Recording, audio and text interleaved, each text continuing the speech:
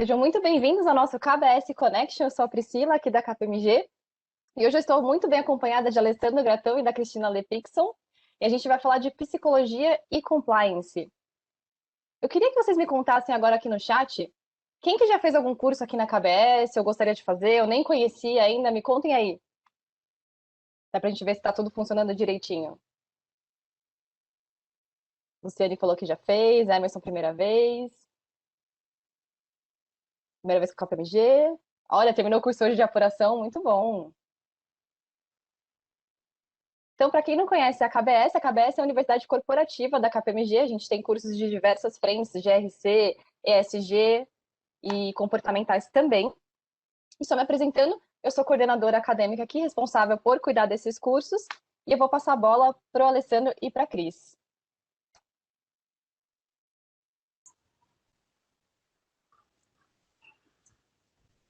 Vai, Cris, laser first. Boa tarde, pessoal. Prazer de estar aqui com vocês. Sejam bem-vindos. Vamos fazer disso, como eu comentei no meu LinkedIn, uma conversa empolgante.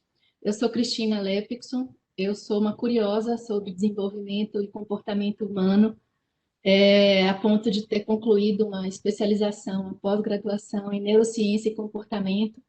Então, eu acho esse tema fascinante. E o meu viés de estudo foi justamente associar as questões do desenvolvimento cerebral, do funcionamento cerebral, com os sistemas de conformidade, que é a área de atuação que eu trabalho.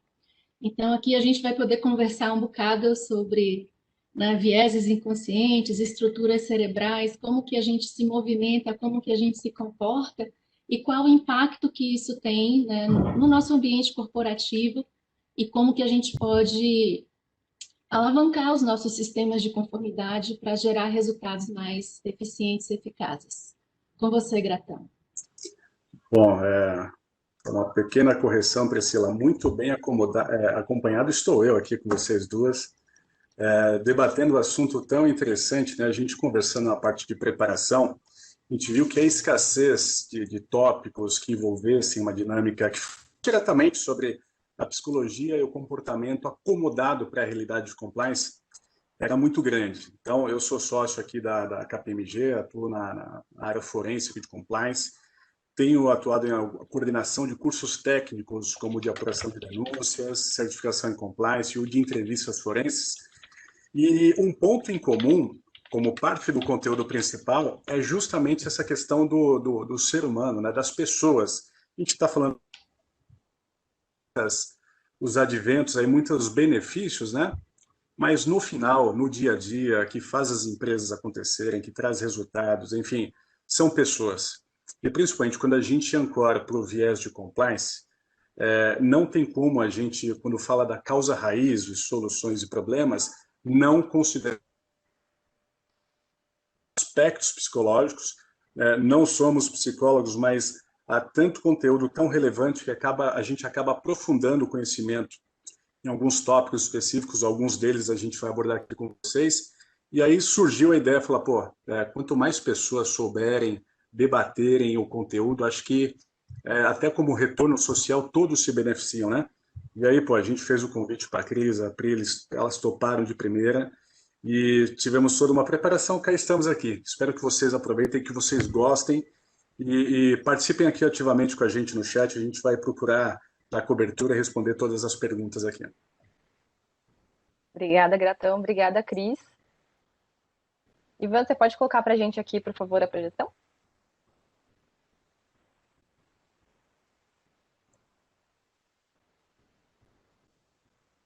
Muito obrigada. Então, aqui tem os nossos LinkedIns. Quem quiser adicionar, fiquem à vontade de nos encontrarem nas redes sociais. E para a gente começar, quero começar fazendo uma coisa diferente com vocês. Quero começar fazendo uma atividade prática. A gente vai começar com um teste de tomada de decisão. Eu juro que vai ser facinho, tá? Então, eu gostaria que vocês olhassem ao redor de vocês e escolhessem um objeto que esteja ao alcance, tá? Qualquer objeto. Escolheram? E aí, na hora que eu falar já, eu quero que vocês peguem esse objeto na mão, ok? Então, 1, 2, 3 e já. Foi fácil tomar essa decisão? Me contem. Ah, o cara tá alinhado, os dois com caneta. A Cris também. Foi fácil. Lógico, né? Imagina se toda decisão que a gente tomasse na vida fosse assim, né? Só bater o olho e falar, eu quero isso. Agora, para a nossa segunda parte do teste de tomada de decisão, eu vou projetar uma imagem na tela aqui. E vocês olhando muito atentamente, o que eu quero que vocês, a decisão que eu quero que vocês tomem é: não leiam esta frase. Alguém conseguiu não ler a frase? Verdade, Rodrigo. É impossível. Já era. É impossível para o nosso cérebro ele se recusar a ver um evento que já está no piloto automático. Então, vocês viram a diferença de uma decisão consciente, que foi que a gente pegou aqui, por exemplo, a caneta, de uma decisão inconsciente, porque isso já está no nosso piloto automático. E por que que o nosso cérebro faz isso? Vocês têm ideia de quantas decisões a gente toma por dia? Me contem aí no chat.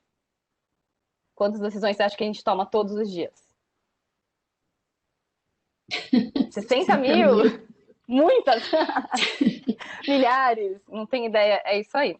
A gente toma, em média, 35 mil decisões por dia. 700 Então é mil. bastante Nossa, a Amanda tá cansada, gente. Alguns tomam mais, outros menos, mas imagina se cada uma dessas decisões, dessas 35 mil, fossem conscientes. Ia ser uma loucura, né? Imagina se você tivesse que escolher por qual lado da sua boca você vai começar a escovar os dentes. Então, o nosso cérebro, ele criou estratégias que são chamadas heurísticas para tomadas de decisão mais rápido. Isso vem do nosso cérebro primitivo, que foi uma forma que nossa mente encontrou de um instinto de sobrevivência. E apesar das heurísticas ajudarem a gente todos os dias aí, a gente tem que tomar cuidado com o que a gente chama de atalhos mentais. E um desses atalhos são os vieses inconscientes. Mas para a gente poder entender um pouco mais esse conceito, eu vou fazer um outro exercício prático com vocês. Mas agora é um exercício de visualização. Eu vou falar algumas situações e eu gostaria que vocês visualizassem a cena, ok? Então imagina que vocês estão indo agora numa viagem de negócios para fazer uma reunião com a presidência de uma empresa que é cliente de vocês. Então visualizem essa reunião. Quando vocês embarcam no voo, na porta do avião tá lá o piloto e toda a tripulação recepcionando vocês. E do lado de vocês no avião tem um casal recém-casado, felizes e apaixonados. Conseguiram visualizar as cenas? Aí eu quero saber, quem aqui imaginou a presidente da empresa como uma mulher? Ou o piloto do avião como um homem negro? Ou uma pessoa trans? E o casal apaixonado? Alguém imaginou que eles não seriam um casal hétero? Acho que a maioria de nós acaba caindo nesse... Ah, gostei, alguém imaginou o presidente como mulher. Mas a maioria de nós acaba não imaginando. Por quê? Porque a gente tem alguns estereótipos. E esses são os nossos vieses inconscientes, que nada mais são do que esse conjunto de preconceitos que a gente cria baseado em experiências e situações vividas. E por que a gente faz isso?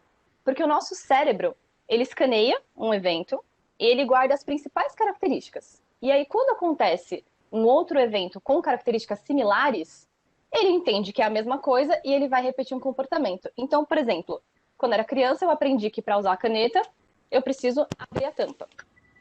Essas duas canetas não são iguais, mas eu preciso abrir a tampa das duas. Meu cérebro entende que é uma caneta, não importa se ela é hidrográfica ou esferográfica, eu vou ter que abrir a tampa para escrever.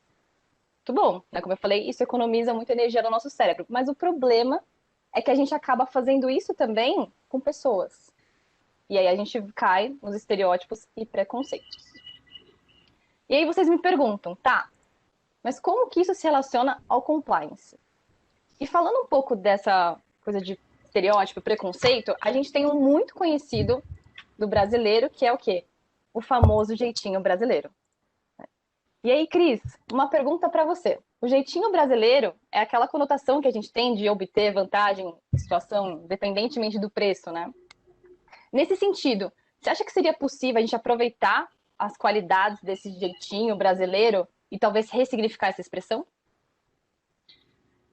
Sim, Priscila, né? Começa que jeitinho brasileiro já é um nome que a gente dá para uma questão e às vezes até para justificar um comportamento indevido. Então, pode ser um problema nesta natureza.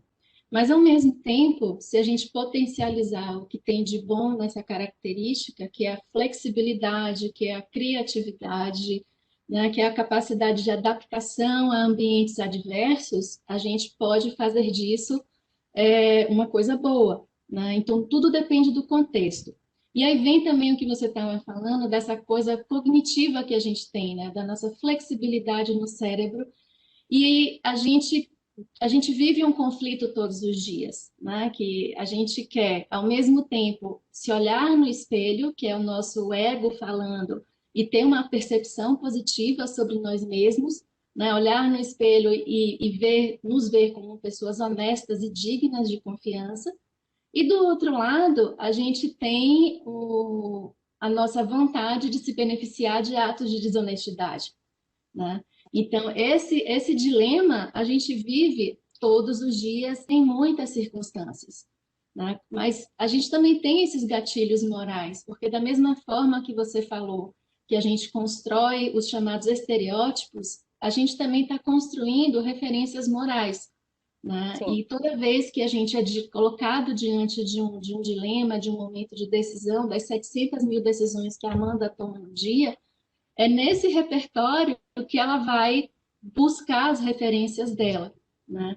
Então, como que a gente traz isso para o ambiente corporativo e de uma forma positiva, né? Eu tenho que estar o tempo inteiro estimulando as pessoas no comportamento esperado, valorizando o comportamento positivo, né? Esse lado que a gente comentou do jeitinho brasileiro, que é positivo, ao mesmo tempo trazendo mensagens do que é o socialmente aceitável e esperado como comportamento dentro daquele grupo de convívio, e na outra ponta também penalizando os comportamentos indevidos, né? E a gente consegue enxergar esses elementos todos dentro de um sistema de conformidade. Quando eu trabalho todos os meus capítulos de políticas, procedimentos, que são os combinados que funcionam para aquela empresa, quando eu tenho meus sistemas de comunicação e capacitação funcionando, e junto com eles eu vou ter, por exemplo, a auditoria interna, vou ter as investigações internas, como o Gracão, né, lidera esse tema. Então, estes são os elementos que vão ajudar na identificação de condutas indevidas. Mas entendendo esse funcionamento, né, que a gente é movido por essas referências que a gente tem, e cada uma vai ter a sua, né? Se a gente perguntar aqui a cada um dos participantes para descrever um objeto, cada um vai descrever de uma forma, porque não existe uma verdade, existe uma percepção de realidade. Mas quando a gente está trabalhando no contexto de uma empresa, a gente precisa ter o que funciona ali, né? O que é o combinado naquele grupo de trabalho. Então, eu acredito sim que, da mesma forma que é um estereótipo a gente simplesmente olhar de forma negativa o jeitinho brasileiro, a gente pode transformar ele numa coisa positiva, né? Então, seria isso. Vou complementar, Gratão. Não, e muito se fala também do reforço positivo, né, Cris? Isso. Mas eu acho que para responder essa pergunta, eu volto com o que eu tinha falado no início sobre o fator humano no processo decisório de execução. Eu falo, pô, processo decisório a gente está falando de C-level, né, de diretores. Não, para todo mundo estou falando. E aí, que em algum momento no processo decisório ou de execução de atividades, quando a gente acomoda para o âmbito corporativo, mais cedo ou mais tarde isso vai afetar o compliance. Seja por uma atividade aderente ao compliance, de acordo com as regras, controles diretivos, regulamentações e outros, ou as não conformidades, as violações, código de ética e conduta, dos instrumentos normativos que a gente conhece bem no nosso dia a dia. Mas eu pensaria, complementando o que a Cris mencionou de uma forma brilhante, 3 elementos, né? O processo decisório como um todo, e aí eu não classifico se é uma decisão importante ou uma simples decisão, se eu vou tomar água agora ou não.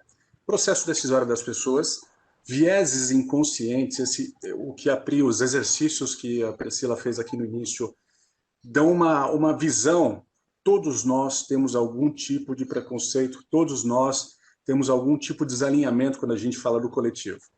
Então, os vieses inconscientes nessa equação são muito importantes. E um outro item, quando a gente acomoda mais para as não conformidades, com o ambiente de fraude, por exemplo, é a pressão situacional. né, por diversos elementos, diversas categorias. Não vou entrar no detalhe aqui, mas quando a gente pega processo decisório, viés inconscientes e pressão situacional, a gente tem, por exemplo, alguns os vieses do conservadorismo que atrapalham muito nessa questão da gente reinventar o jeitinho brasileiro. A gente demorou, pessoal, para aceitar que a Terra é redonda, com fotos de satélite, com Olha que tem gente que não É isso que aceitou eu ia até falar, tem hoje. gente que tá. então, e algo comprovado, enfim, não estive no espaço vendo a Terra, mas a gente tem a ciência a nosso favor, né? E aí eu trago para o âmbito corporativo, para o nosso dia a dia, uma pessoa quando precisa mudar um paradigma, um mindset, uma expressão que a gente usa tanto, ela normalmente fala, pô, mas isso eu sempre foi assim aqui, seja na empresa, seja naquele segmento específico, para fazer negócio a gente sempre fez assim, tem acordo, tem jeitinho. Então, eu acho, e aí eu queria explorar um pouquinho das qualidades que a Cris mencionou, né? O brasileiro tem uma receptividade sensacional, é um povo caloroso, que abraça as pessoas, né? Uma certa vez, uma reunião internacional que eu estive em Miami, a gente chega já abraçando e tal, eu vi que uma pessoa ficou meio assim, falou, pô, não estou no Brasil, né? Então, a gente tem esse calor humano, tem vontade de aprender quando a gente está perante a adversidade, que é um tema que a gente vai falar um pouco mais para frente. A gente tem vontade de aprender com os outros, ou para ver alguém da Inglaterra, como é lá, o que você faz, quais são os seus hábitos. Então, a gente tem muitas qualidades para reinventar esse negócio que eu sempre fiz assim, né? E eu reforço essa questão do reforço positivo e algo que a gente tem que combater. E aí, Cris, Priscila, todos que estão acompanhando, eu acho que o compliance é chave nessa equação do jeitinho brasileiro, quando a gente fala de combater você levar vantagem a qualquer custo, ou de uma ação individual de beneficiamento a qualquer custo minha, como ela pode prejudicar o senso coletivo. Outras culturas mais antigas têm isso já mais maduro. Eu não vejo nenhuma outra área, nenhuma outra função atuando tão forte quanto o compliance. E assim, quando chega num estado de excelência, além de mudar e influenciar o ambiente da empresa, a gente tem o grande benefício de as pessoas trazem isso para dentro de casa. E pior, e principalmente, o mais importante, repassam esses valores para os filhos. E aí a gente está falando de uma sementinha para a nova geração, né? E aí fica sensacional. Eu procuro ver nesse viés otimista, Pri, Cris e pessoal que está acompanhando, porque dá para reinventar. Só que o senso coletivo, e aí a gente tem hoje em dia várias manchetes que ofensoras desse movimento, né, que a gente precisa combater. Então, e a gente está, de certa forma, pessoal, vamos olhar, sem me alongar muito aqui, a última década, as pessoas indo à rua, né, reivindicando questão de combate à corrupção, como nunca tivemos. Se a gente pega as diretas, mobilização popular, as pessoas foram para a rua, conseguimos.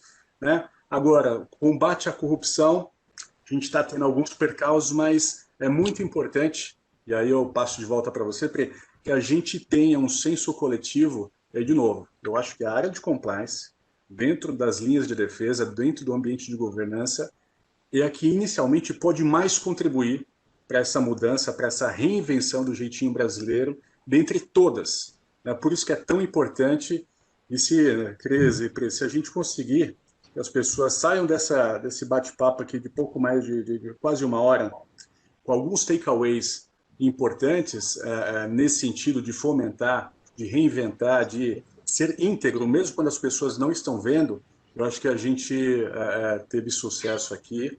E até pessoas, a gente estava conversando hoje mais cedo com algumas pessoas que falaram que iam acompanhar a live, recebi algumas mensagens aqui também, são pessoas boas, altamente capacitadas. Então, se a gente amplificar isso que a gente está falando aqui num fórum para um pouco mais de 100 pessoas, pô, acho que todos ganham. Né, Pri? Devolver a bola para você, senão a Sim. gente fala demais aqui também. Até o Clodoaldo A comentou que língua é está preciso. coçando, viu, Gratão? O Clodoaldo Exatamente. comentou que é preciso ressignificar o jeitinho brasileiro, valorizando os bons exemplos e referências dos profissionais brasileiros. Concordo Exato. totalmente. É Também. exatamente isso. E, Gratão, você falou uma coisa aqui da pressão institucional. Como que você acha que o compliance pode atuar nesse sentido para prevenir os desvios? Porque quando a gente fala de pressão, como você falou, a pessoa se sente pressionada pelo resultado e então eu vou acabar indo para fraude, desvio de conduta. Então, como que o compliance pode atuar para evitar? esse Perfeito. tipo E de a gente situação. fala de resultado, mas às vezes a pressão situacional pode estar influenciando a pessoa para a manutenção de um emprego. Esse ano aqui de pandemia que a gente está, por exemplo, né? A gente já discutiu isso num outro fórum, mas a pressão situacional pode ser um gatilho, e o Cressey já falou na década de 50, que tira uma pessoa, por exemplo, que nunca cometeu uma fraude, um desvio, de acordo com aquele momento, com a pressão situacional, ela pode ser impulsionada a algum tipo de desvio. E aí, respondendo, a contrapartida disso, normalmente as empresas acomodam no seu ambiente de governança, né? A gente tem uma Uhum. informação muito importante que a ética no ambiente corporativo, ela se ensina. Não estou falando de caráter, índole, mas ela se ensina via medidas disciplinares, via reforço positivo, como foi mencionado aqui no bate-papo. Então, você evoluir na sua questão de governança, ter uma visão top-down, como a gente costuma falar. E outro ponto importante que acho que tem super a ver com a nossa live de hoje, não falar sobre assunto não significa que ele vai estar resolvido. Então, eu vejo muitas empresas fazendo momentos de pílulas de conhecimento, compartilhando em todos os níveis, uma coisa que a gente informações no ambiente tecnológico, sendo que algumas pessoas o material de trabalho não é um computador, é um capacete, uma moto, uma bota, um macacão. Então, e o compliance tem um papel estratégico nesse sentido de trazer uma cultura, de imprimir a cultura da empresa, falando o que é certo, os momentos de dilemas impulsionados pela sua pergunta, da pressão situacional, uma orientação de como você tem que agir, quais são as condutas e o que a empresa preza de valores quanto à sua missão, enfim, para aquele tipo de atividade. É claro, a gente nunca vai conseguir contemplar todos os fatores. A gente sabe que brasileiro é criativo e as culturas dos povos também se reinventam. Então, mas eu acho que começando por aí, né, falando um pouco mais do ambiente do senso coletivo e desenhando as diretrizes ali principais, que cada um, quando chegar no primeiro dia ali da empresa, já consegue sentir a cultura, e se tiver algum dilema, se tiver um ambiente de pressão situacional, pô, como que eu vou agir? Tem uma orientação e um direcionamento para que ela siga as diretrizes da empresa. E aí, Cris, o que você acha sobre essa questão de pressão situacional? Eu queria complementar, Gatão, trazendo atenção para um elemento, né, que é a questão da governança, como você falou. E se todo mundo parar para fazer uma comparação entre todas as referências do que são sistemas de conformidade efetivos, sempre o tone at the top ele aparece em primeiro lugar. E existe uma razão para isso, né? Porque nós somos animais coletivos, nós somos seres que precisam conviver em grupo, isso está no nosso processo de evolução, não é uma escolha, é uma coisa natural para a nossa espécie. E dentro da empresa, nós somos um grupo. E na nossa, né, nós somos animais que precisam de liderança. Isso faz parte também do nosso processo evolutivo e da nossa sobrevivência como espécie. Trazendo isso para dentro do ambiente organizacional, se a gente for parar para refletir, ninguém é contrário a ter um líder, ninguém é contrário a que este líder ganhe mais do que nós, né? Que o presidente da empresa ganhe mais do que nós, que o diretor acima de mim ganhe mais do que nós, mas nós precisamos de coerência, porque o nosso cérebro está trabalhando no sentido de ele está aqui para me orientar e me proteger ou ele vai me devorar? E aí vem a questão do situacional que você colocou, né? Então, se a gente for parar para pensar também, por que que um estímulo que acontece muito grande nas empresas é que, por exemplo, é visto como normalidade uma postura agressiva para a obtenção de resultado, é visto como normalidade que você busque caminhos não ortodoxos, e isso é visto como um caminho de aprendizagem, de aproveitamento de oportunidades, porque você está buscando um resultado. Mas isso abre uma janela, uma avenida sem tamanho para novos processos de racionalização, justificar comportamentos indevidos porque você tem uma meta a ser alcançada, porque existe um objetivo inalcançável e você está buscando esse caminho. Então, pensem sobre isso, porque né, eu tenho que ter um tom claro, alinhado, e o que você falou, Gratão, não falar sobre um assunto não significa que ele não exista ou não se resolva, muito pelo contrário. A governança forte acontece quando existe transparência e coragem para falar exatamente dos assuntos difíceis. E isso também tem um fator cerebral, porque quando sinto que existe confiança, que eu tenho espaço para falar sobre isso, eu estou gerando ocitocina e eu estou gerando construção de ambientes de confiança e de produtividade e criatividade. Não existe geração de confiança se você está o tempo inteiro sob estresse, o tempo inteiro se sentindo ameaçado. Aí, Priscila, volta para a imagem do cérebro que você colocou, né? Existe uma estrutura cerebral que é por onde nós recebemos todos os estímulos, inclusive dos exercícios que a Priscila propôs, né? Que é a nossa amígdala. E a amígdala porque ela tem um formato de amêndoa, tá, gente? Não é a da garganta que a gente está acostumado a tirar fora, não. Então, essa é a estrutura que filtra todos os nossos estímulos. E é ela que vai dizer se isso é uma ameaça ou se isso pode me gerar uma recompensa. E se ela é frequentemente estimulada por esse ambiente de agressividade, por esse ambiente de extrema competitividade, né? Por um silêncio prevalente sobre o que é certo e o que é errado, eu estou aqui, ó, gerando estresse o tempo inteiro. E ninguém é colaborativo sob estresse, ninguém é gentil sob estresse, ninguém é criativo ou produtivo.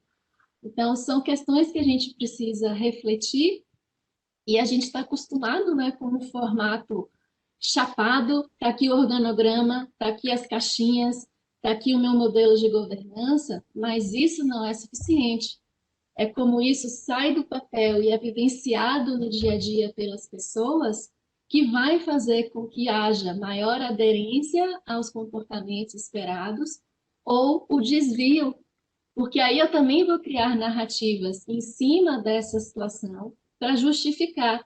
Eu não sou reconhecido, então eu mereço. Não faz mal se eu fizer um desvio aqui, porque ninguém reconhece meu talento. Mas tudo isso vem de um ambiente de baixa confiança, né? Então, tem reflexões aqui que a gente pode, ó, desdobrar, é igual a descascar cebolas, vai puxando um assunto e a gente vai desdobrando sem parar. A gente tem dados de estudos, pesquisas, né, Cris e Pri, que falam que algo em torno de 70% a 80% das pessoas dentro de um senso coletivo, isso a gente pode aplicar para o âmbito corporativo da empresa que você está situado, que ela vai dançar conforme a música. Ou seja, se eu tiver um ambiente de uma ética de integridade muito forte, as pessoas, novos colaboradores e mesmo aqueles com alguma propensão para, na pressão situacional e ter algum desvio, ela vai agir. Por isso que a gente fala que a ética se ensina de acordo com as diretrizes da empresa. Mas acho que você tem um conteúdo, Pri, né, que fala um pouquinho sobre isso para compartilhar com a gente? Sim. Mas antes aqui eu queria fazer um comentário que o Marlon colocou. A compliance deve estar no DNA da corporação e influenciar os colaboradores, que tem a ver muito com o que a gente está falando, né, da cultura, do tone of the top.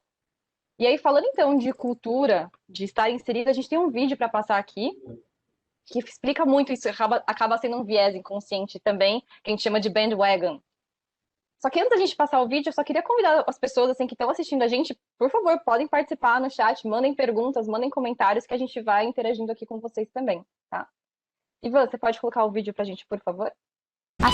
To answer that question, we set up a hidden camera experiment to see if this woman would stand up at the sound of this tone, simply because everyone else is.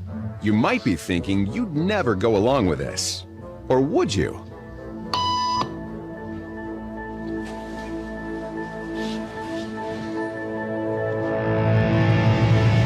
After just 3 beeps, and without knowing why she's doing it, this woman is now conforming perfectly to the group.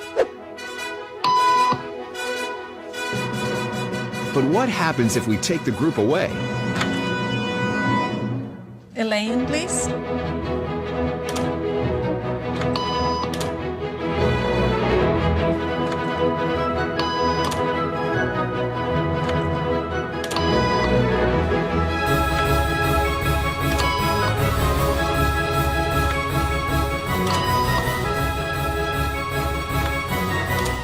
Okay, now she's alone. The crowd is gone and nobody is watching her, except our hidden cameras. What do you think she'll do?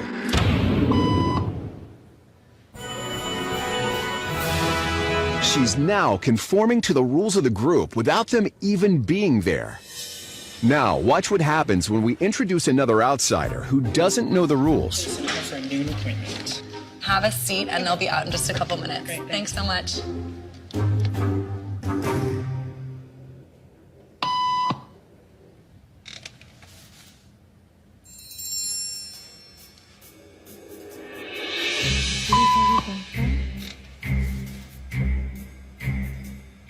My mistake. Everybody was doing it, so I thought I was supposed to.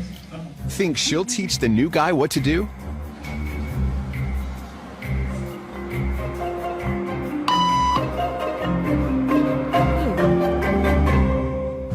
Muito bom, né? Eu tô olhando aqui que acho que a Paula Gratão deve ter visto a nossa apresentação, não é possível, porque ela até colocou aqui, ó.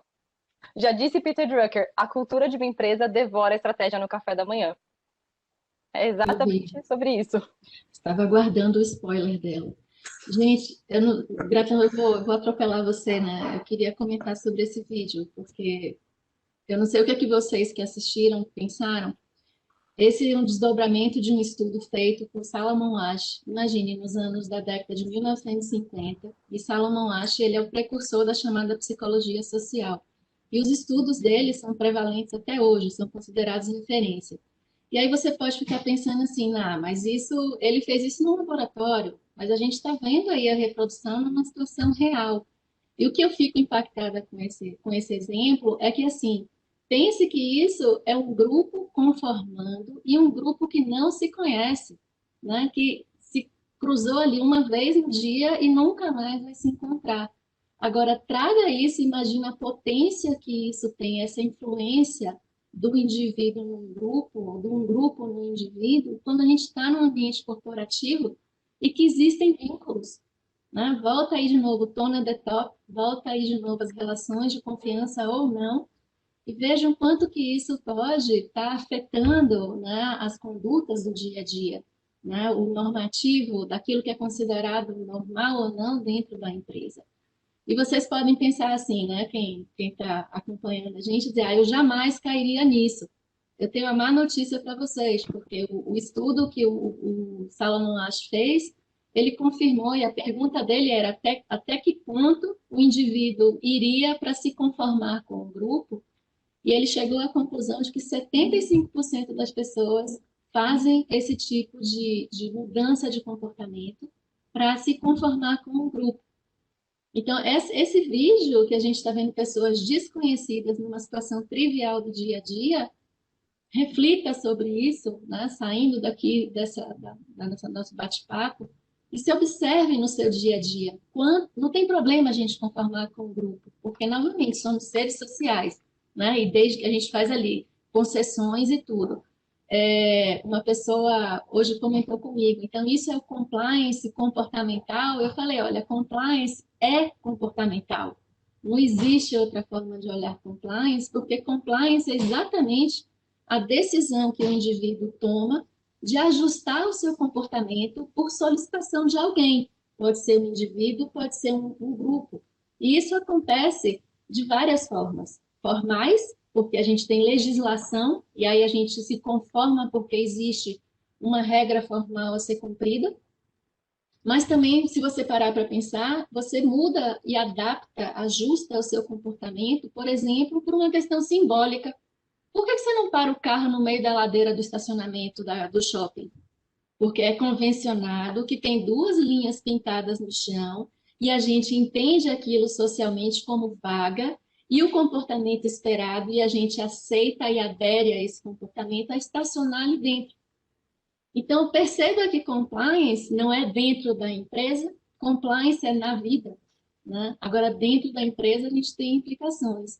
Então, a gente faz isso de forma, novamente, né, Pri, automática, inconsciente, baseada em uma série de referências acumuladas, mas é importante que no nosso dia a dia, nas decisões que a gente toma, nos dilemas que a gente precisa enfrentar, novamente, as 700 mil decisões da Amanda, que a gente esteja consciente, prestando atenção, quanto que dessa decisão eu realmente quero tomar, ou eu estou abrindo mão para me adequar a um grupo, a uma pressão situacional, como o Gratão colocou, né? Então, a ideia aqui é deixar vocês incomodados.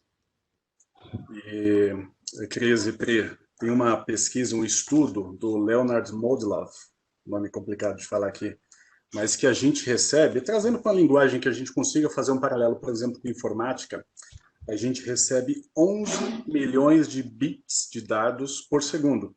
Nossa capacidade cerebral, imagina, o cérebro tem, em média, de 1,5 kg, ele consome 20% a 25% de toda a nossa energia, justamente por questões como essa. Mas ele falou que a gente só tem capacidade de processar, de absorver, de entender 40 bits. Olha só, como isso acomoda, por exemplo, nos treinamentos de compliance, né? Não adianta fazer um treinamento que acomode justamente essa questão da cultura super extenso, com conteúdo excelente, se eu não conseguir fazer a transmissão do conhecimento nesse sentido. E aí, pessoal, eu estou vendo aqui o chat está pegando fogo. Tem um comentário aqui da Pessiane que fala que, nossa, como somos influenciáveis. E somos, isso é estudo e está realmente confirmado, Pessiane. Mas, novamente, não tem problema nisso. Não tem problema, isso né, faz parte da nossa essência, isso faz parte da nossa história evolutiva como espécie. A questão talvez esteja no seguinte: hoje, quantos de nós presta atenção ao que está fazendo? Com tantos estímulos que a gente vive, é estímulo digital, é a pressa, né? É uma série de coisas, uma ansiedade que reina as relações. Então, a gente está sempre projetando o que pode acontecer, não está prestando atenção no que está acontecendo. E aí é nesta hora que eu posso ser puxado para uma situação indevida e eu não estou sequer tendo noção da minha decisão naquele momento. Esse é um grande risco. E aí, Cris, a própria Carol, ela pergunta aqui no chat também se essa ocasião é uma entrevista de emprego. Carol, eu acho que não, eu acho que é uma consulta médica, alguma coisa do tipo, até pelo teste que a gente vê de visão que está lá na parede. E a Ana Cláudia até brinca, pessoal. Na verdade, Gratão, isso é uma simulação de um ambiente real. Teve o Roberto que perguntou se tem como compartilhar. No Netflix tinha uma série chamada Brain Games. E o episódio 5 era exatamente reproduzindo esses estudos. E tem então, vários. mas em que contexto? Eu não sei. Eu acho, Cris, que elas estão numa Ali a consulta recepção médica. de uma clínica. Isso, a recepção de uma clínica. E olha só, a Ana Cláudia, ela falava que, não, isso aqui foi antes do celular, né? Você está olhando para baixo. Eu não olhando, né, o que está fazendo. Mas ó, eu queria ainda pegar um gancho bastante importante. Quando a gente fala lá dos 40 bits que a gente recepciona, olha só como é complexo e é difícil no dia a dia quando a gente fala do compliance. Os 40 bits a gente tem que amparar isso com a pressão situacional, com tudo que está ao nosso redor. Normalmente a gente gosta de se sentir inserido no grupo, né? Quando a gente vai para a empresa, fala, pô, estou na minha empresa. Não porque a empresa tem uma marca X ou tem um computador Y, pelas pessoas que você se relaciona. E além disso, a pressão situacional, de inserção de grupo, como a gente pode ser influenciado, a gente ainda tem que acomodar a questão da missão, da visão e dos valores. Então, olha só, pessoal, como a questão do compliance é importante e estratégico, mas ao mesmo tempo complexo dentro desse contexto. Então, traz para o dia a dia, principalmente quando a gente volta e acomoda para o ambiente de compliance, falando da cultura, não adianta, né, Cris e Pri, eu ter lá tudo no papel, uma estratégia, Não. discutido numa sala com 10, 12 pessoas, sendo que na execução, cada profissional, quando falar de compliance, ele não entenda que o compliance é responsabilidade da fulana ou de uma área XY. Ele tem que entender que o compliance é uma responsabilidade dele. E aí que está o estado da arte, está o grande desafio, né, Cris? Existe um ponto aí que, voltando, eu falei um pouco antes, né? Não temos problema em nos adaptar, não temos problema em conviver em grupo, em fazer pequenas concessões, mas, ao mesmo tempo, nós estamos o tempo inteiro, e também é um mecanismo automático do cérebro, buscando coerência. Então, não adianta ter um paper lindamente escrito, com 5 especialistas, Prêmio Nobel da Literatura, escrevendo, definindo essa cultura, se isso não é praticado, se isso não é percebido pelas pessoas. Porque no momento em que não houver consistência, a gente desliga. Eu não confio. E se eu não confio, eu passo é o oposto, eu passo a me proteger daquilo. E começo a criar argumentos para ir contra aquilo. Então, a questão do alinhamento, né, do que é declarado e do que é praticado é fundamental. E aí tem riscos embutidos, né? Porque a gente vem de um modelo em que as empresas parece que estão no automático e estão ignorando esse elemento emocional e comportamental das pessoas. Não somos robozinhos, né? Não somos programáveis. Então, hoje eu li mais cedo uma CEO, não me lembro se era CEO ou CFO, que ela resolveu investir na pesquisa da felicidade na empresa.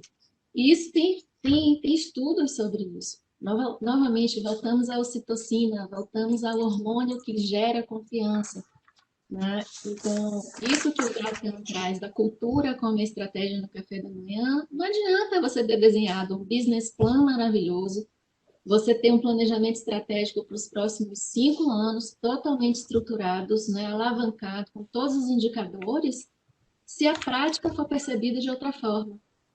Você não vence o primeiro mês. E aí E até um estudo do Patrick Lencioni que ele fala, né, que o segredo das equipes de alta performance, a base é a confiança, porque se não tem confiança, não tem aderência. E se não tem aderência, ninguém se compromete e ninguém faz nada. Mas é hormonal, entendeu, Paty? O Pri? É hormonal. Novamente, somos animais. Por mais que a gente recuse essa definição, nós somos animais. O nosso cérebro, ele funciona dessa forma. Você tem descargas de hormônio. E o hormônio que gera a confiança é a ocitocina, né? Então, por que você tem na relação familiar de mãe e filho, desenvolvimento, naquele momento, por exemplo, de amamentação, o que está sendo produzido ali é ocitocina, né? E é isso que vai fazer as pessoas quererem ser amigáveis umas com as outras, contribuírem umas com as outras e fazerem a estratégia funcionar. Não tem outra forma. A Fernanda Cava Teve uma perguntou aqui pergunta, se dividir treinamento de compliance poderia torná-lo mais efetivo. Se o que eu não percebi. Da divisão dos treinamentos, né? Olha, a gente ouve muito falar sobre as pílulas de compliance, né? Até teve um dos treinamentos que a gente fez a certificação em compliance, um dos alunos falou, não, mas pílula a gente tem que engolir. Lá, a gente tem que engolir, mas também Sara, né? Nos traz a cura. Será que é bom? Para você ver que tudo é percepção, né? Pois mas faz sentido isso, e é uma das recomendações, sim, mas perceba, não é que você vai dividir, é uma constância. Não adianta você treinar sobre o código de conduta quando a pessoa entra na empresa e nunca mais tocar no assunto. Então, a gente tem que estar justamente trazendo lembranças, falando sobre o assunto, para justamente ativar os gatilhos morais. Porque existem estudos, por exemplo, por que algumas pessoas cometem fraude na empresa e outras não? Porque essas que não cometem, elas estão pesando a questão da chama avaliação social sobre aquilo e temendo uma disciplina, né? E aí depois a gente na nossa live 5 de 100, né, Gratão? A gente fala mais sobre isso, que essa é só uma de 100. Então, e tem pessoas que não se importam, né? Porque tem algumas questões cerebrais que levam elas a isso, pela recompensa que aquilo traz. Então, essa compensação de ativar o gatilho moral, de estar o tempo inteiro relembrando qual é o posicionamento, isso traz para a autopercepção, porque a gente quer ser bem percebido.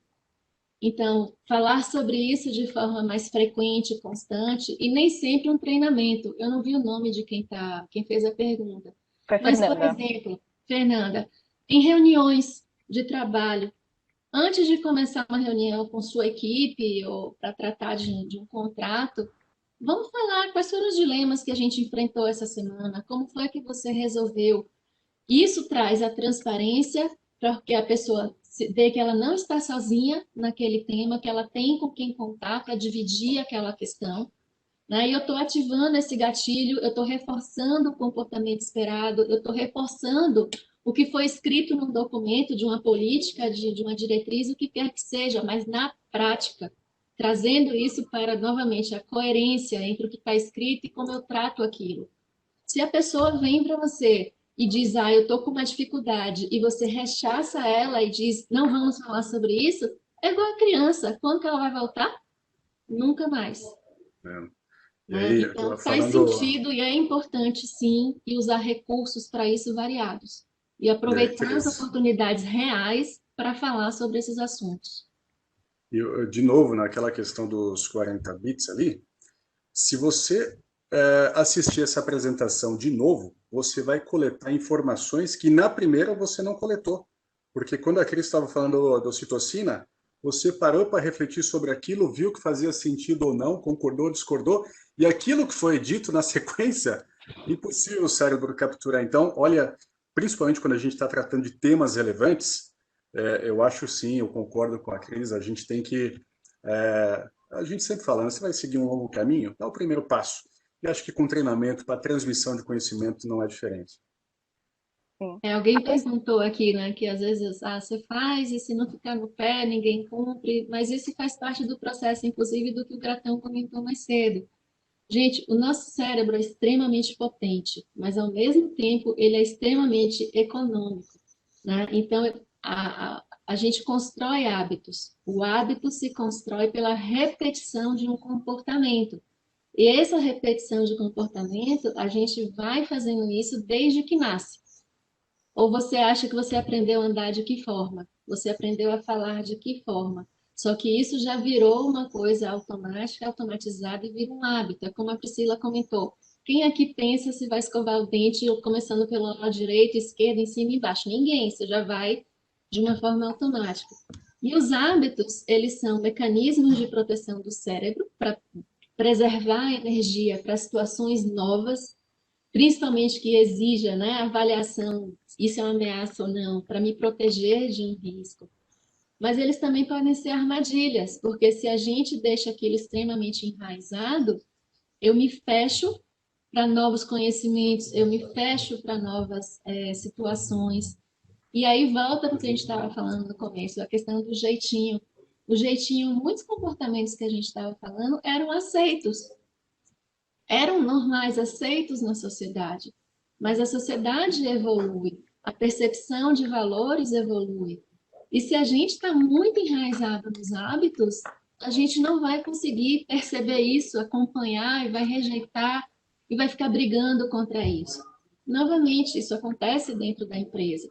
Por isso que é importante estímulos variados, por isso que é importante variar a forma de trabalho das pessoas, conversar sobre temáticas diferentes, porque a gente está construindo novos caminhos neurais, né? E na medida em que eu faço isso, eu estou exercitando a minha flexibilidade cognitiva e não estou enraizado num conhecimento, né? Foi-se o tempo em que bastava se graduar e tocar a vida. Rapaz, se você não estuda todo dia, você não vai para lugar nenhum. Se você não está acompanhando o que está acontecendo, você não vai para lugar nenhum. Então, quem comentou sobre isso é uma realidade também de como a gente funciona. Então, ciente disso, como que você estimula? Percebendo aquela pessoa que tem mais dificuldade, como que você ajuda ela? Né? E, além disso, tem as curvas, né, de reação à mudança, que é uma reação emocional. Cada pessoa tem um tempo de resposta que é só seu. Não adianta você achar que você, né, experimenta chegar em casa e mudar o sofá de lugar e ver o que vai acontecer. Né? Por que você dorme no mesmo lado da cama? Experimenta tomar banho com a luz apagada. Tudo isso são exercícios que você se provoca, né? E se a gente reage nessas pequenas coisas do dia a dia, quanto mais em mudanças que vão afetar a minha forma de trabalhar, a minha forma de me relacionar. Então, tudo isso tem que ser entendido pelo compliance. Eu acho que é um grande takeaway, né, Gratão? Entender que compliance é comportamento. Compliance tem que entender e que comportamento advém das emoções das pessoas, da forma como as pessoas percebem o mundo, se colocam diante do mundo. E tudo isso é extremamente particular, porque este posicionamento vem das experiências que você viveu desde que você estava em gestação, na barriga da sua mãe. Né? Ou seja, é único, particular. Não adianta dizer, fulano não parece comigo, fulano é assim assado. Cada um de nós é assim assado. E é com isso que a gente tem que lidar. Né? Então, essa é a beleza e esse é o grande desafio do compliance. Aqui a gente tem falado muito assim de ações de cultura, né? Como que a gente transforma a cultura da empresa. Mas e quando já acontece uma fraude ou um desvio comportamental? O que vocês acham que funciona mais, assim, as medidas disciplinares ou as medidas de incentivo? Você criar o benefício? Boa pergunta, Pi. Acho que até o Cláudio Carvalho, ele fez uma pergunta nessa linha, e que é um desvio de conduta, né? E as medidas disciplinares de forma geral, elas são eficazes. Você precisa ter até como quando a gente fala do custo-benefício de se cometer um ato lesivo, se a pessoa tem alguma perspectiva que se ela cometer aquele desvio, ela vai ser pega e vai sofrer uma medida disciplinar, é uma medida de equalização que ela vai pensar duas vezes e pode, em alguns casos, repelir ou não, né? Aí até eu vi uma outra pergunta que falou do caso de psicopatia. Pô, isso aqui dá mais uma live. Só nesse assunto aqui a gente consegue evoluir mais uma live. Mas eu acho Essa que vai ser isso, a 10 de 100, viu? eu acho que isso já está bastante difundido e é sobre a questão das medidas disciplinares, o código de ética e conduta. Mas eu queria trazer aqui chamar a atenção aqui, trazer o pessoal, fazer um incentivo, um estímulo para o reforço positivo. E aí eu já ouvi, Cris e Pri, e o pessoal que está acompanhando, falar assim, não, mas fazer o certo é o óbvio. Pessoal, a gente está num cenário num ponto que precisamos ressaltar mesmo aquilo que inicialmente seja óbvio. E eu não estou falando de colocar metas lá no plano de remuneração variável, ser ético, agir com integridade, não é isso. Mas à medida que a gente tem impulsionado, fazer um link por aquilo que a gente mencionou, pressão situacional, situações atípicas, e que a gente vê que determinado colaborador, falando de novo do contexto de pessoas, teve uma ação exemplar, a gente vê muito na mídia justamente as correções, as medidas, e acho que elas têm o seu espaço, mas essa parte do reforço positivo, eu acho que é muito importante. Quem vê fala, pô, quero fazer igual, algum dia ser reconhecido assim também. A Cris estava falando bem do ventre materno, né? Com os nossos pais, nossa formação, normalmente isso acontece também, né? Não vai ser diferente no âmbito corporativo. Então, se eu pudesse deixar um takeaway e falar assim, pô, vamos tentar talvez falar um pouco mais disso no âmbito corporativo, é justamente do reconhecimento e do reforço positivo sobre as boas ações. Totalmente de acordo, Gratão. E falar sobre o negativo faz parte também de um bias, de um viés inconsciente, que a gente está acostumado a só olhar o negativo, na educação dos filhos e assim por diante, né? E o reforço positivo, ele traz muito mais resultado do que apenas a punição, né? E os estudos também, eles confirmam isso. As duas coisas, como eu já falei, vou repetir inúmeras vezes. A gente tem que falar sobre as questões o tempo inteiro para ativar o gatilho moral. O reforço positivo ajuda a percepção da pessoa na questão, né, da autoestima e da autopercepção, da valorização daquele comportamento. Aí entra uma outra estrutura do cérebro, que é o sistema dopaminérgico, né, que a amígdala que filtra os estímulos e vai dizer se aquilo é uma ameaça ou uma recompensa. Quando é uma recompensa e um elogio, tudo isso é percebido como uma recompensa, isso cria uma marca somática. E essa marca somática cria um hábito, fortalece um hábito. Olha que coisa importante, né? Então, quando a gente está falando do reforço positivo, não é simplesmente para ser gentil ou porque é bacaninha, bonitinho, não. Existe um efeito físico disso, né? De criar essa marca, de criar uma memória pela emoção positiva que ela traz. Da mesma forma que a gente tem aversão a certas situações e vai fugir delas automaticamente porque também criou uma memória sobre aquilo. Então, eu acho que a compensação vem das duas formas. O Lelis perguntou aqui, aplicar somente a medida disciplinar e não entender o motivo, a cometer o ato não deixa rasa a reflexão? Sim, principalmente porque se você não entender a causa raiz daquilo, o fato gerador, aquilo pode se repetir, né? Então, fechando o nosso ciclo, você identifica, você disciplina, você comunica essa disciplina para que as pessoas percebam que aquilo funciona e que a empresa está sendo coerente, né, com o que ela definiu como conduta esperada e na repreensão da conduta indevida. e você corrige eventualmente um processo, você fortalece um controle, você aprimora um processo de comunicação e de capacitação. Então, as coisas têm que se fechar, nada pode ser feito isoladamente. E quando a gente fala assim de desvio de conduta, a gente percebe que, por exemplo, um percentual bem grande dos casos tratados em ocorrência de canal de denúncia condiz muito com questão de assédio e discriminação. E aí, nesse sentido, como que vocês acham que o compliance poderia contribuir com ações de diversidade e atuar direto na causa raiz desse problema? Quer falar, Gratan? Você que é um Pode começar, investigador de Cris. plantão. Começa aí, Cris, depois eu dou meus pitacos. Eu acho que tudo isso também, Priscila, vem desse inconsciente coletivo, né? Do que era entendido como uma questão normal ou não. Então, a gente acaba criando reações automáticas. Por isso, novamente, a importância de perceber contexto, de perceber evoluções do que são valores aceitos e não mais aceitos, e a gente está atento à nossa conduta, ao que eu estou falando naquele momento. Como compliance, a gente vai voltar de novo para todos os mecanismos que a gente já falou. Tudo começa com tone at the top, né? Vem para a definição do que é esperado, crio todo o meu sistema de comunicação e de capacitação, de falar sobre este assunto de forma recorrente, para, de fato, criar uma cultura coerente e praticada. Né? Vem aí depois os detectivos de desvio de condutas, disciplinas e tudo mais. Né? Mas isso também faz parte do que você trouxe no início, de um viés lá. Né? E a gente tem que ter muito cuidado com isso, porque as pessoas fazem isso de uma forma muito automática. Então, se a gente for começar a falar sobre exemplos dessas questões, eu mesma, na minha carreira, já passei por inúmeras situações, não de assédio sexual, nem disso, não, mas de situações que você via que tinha ali, né, uma prevalência de um pensamento machista, de uma questão, e como isso afeta ou pode afetar a relação do dia a dia. Então, novamente, quais são os temas?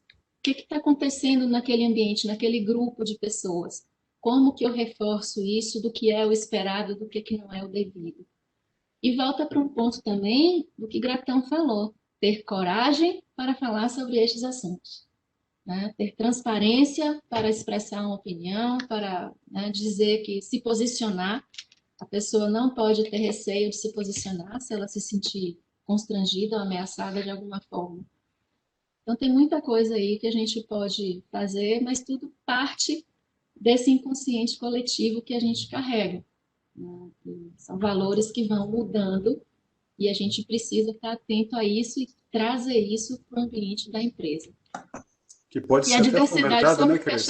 só para fechar aqui, a questão que você traz da diversidade, Pri, é extremamente importante. E a diversidade não é somente de gênero, é diversidade sobre um espectro muito grande, cultural, de etnia, de gênero, de geografia, porque quanto mais eu trago formas de percepção da realidade diferentes, eu estou construindo um ambiente mais rico.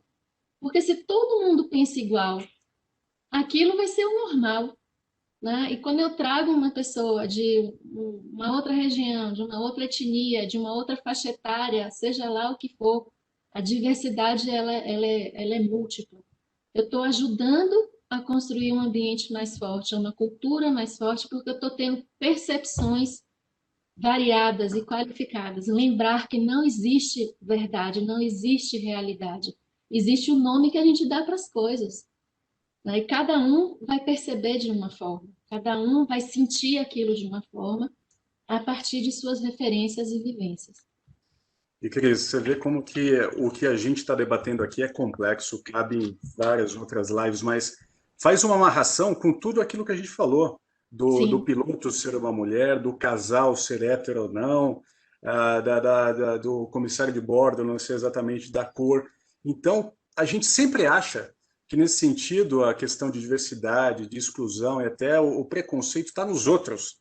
Só que nos exemplos que você trouxe no começo, Priscila, a gente viu que, será que no meu viés inconsciente, que é formado, influenciado também pela minha cultura, e aí a gente traz esse chat aqui que é bastante importante, o sistema nervoso autônomo tomando, como o próprio nome diz, ações automáticas, até para poupar a energia do cérebro.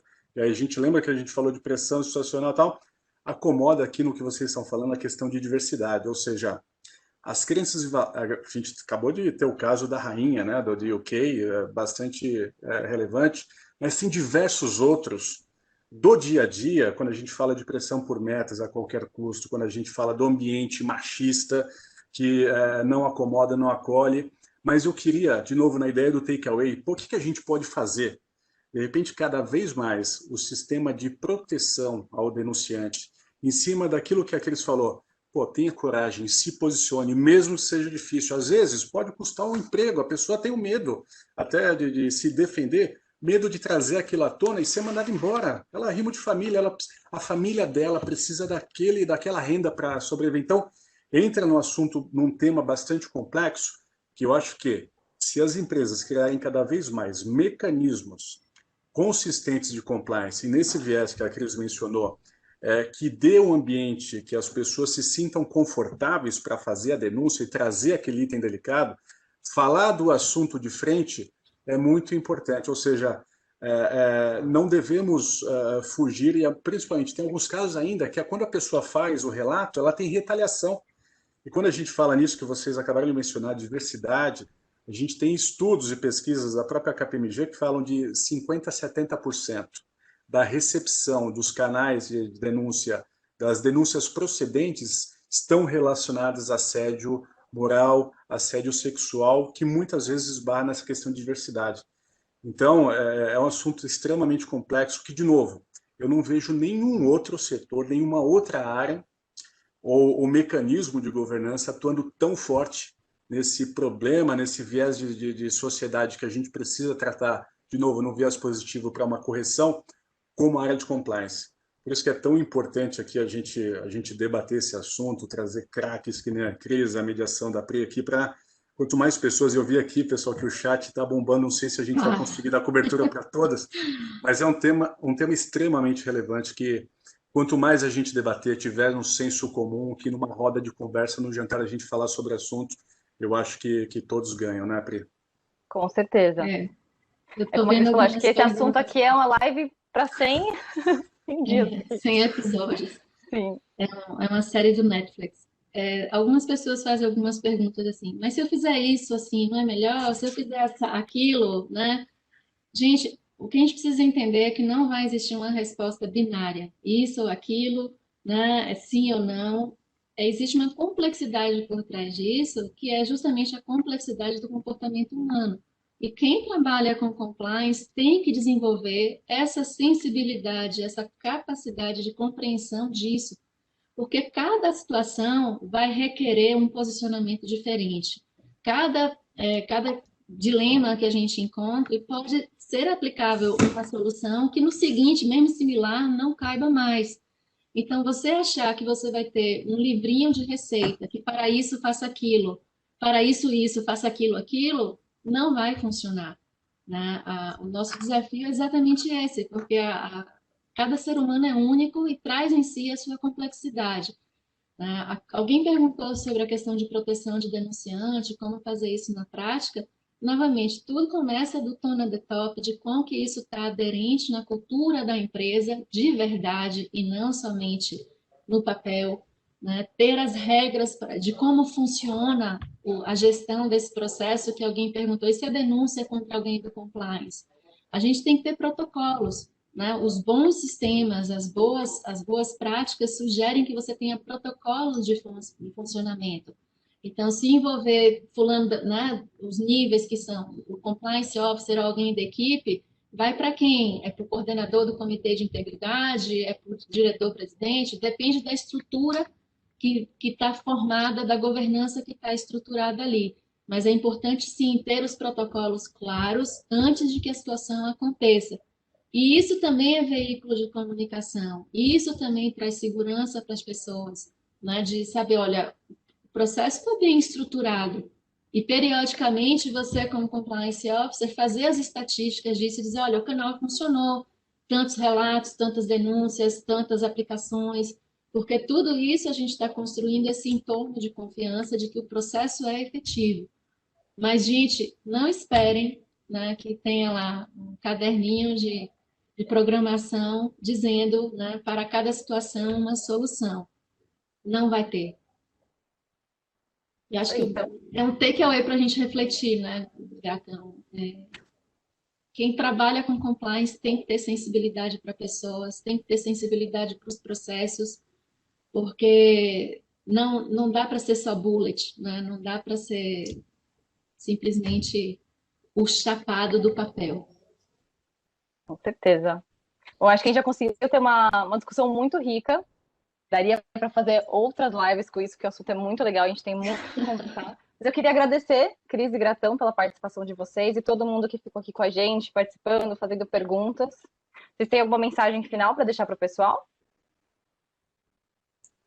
Olha, deixar as últimas palavras para a Cris, nossa convidada de honra, mas eu vi tantas perguntas aqui legais e comentários do Emerson, Guilherme, da Aline, da Thaís, Gabriela, Prisciane. Infelizmente, a gente não vai conseguir acomodar todos, mas queria agradecer muito, de verdade, a presença de vocês. Eu sei de várias outras pessoas que mandaram mensagem, que a gente conversou ao longo desses dias, que estão participando, estão acompanhando. Eu acho que o ponto principal é isso, pessoal. A gente não vai conseguir exaurir todo o conteúdo numa live, numa interação de 1 hora, mas se a gente sair daqui com alguns takeaways, com algumas ações, e principalmente debater e conversar sobre o assunto de frente, falando dos desafios, criando, de certa forma, uma comunidade para que a gente possa discutir e fomentar as ações, ganha a gente, ganha o nosso país, ganha a nossa empresa, a gente se situa numa empresa, num local melhor, e aí o retorno para a gente é uma consequência natural para a gente, para a nossa família e principalmente os nossos filhos, né, pessoal? Pensando numa questão de continuidade, a gente precisa deixar um legado para essa nova geração que vem por aí, que eu vejo que está muito antenada nessas questões, tanto é que a Onda ESG, que também é um tópico para uma outra live, fomenta e ajuda.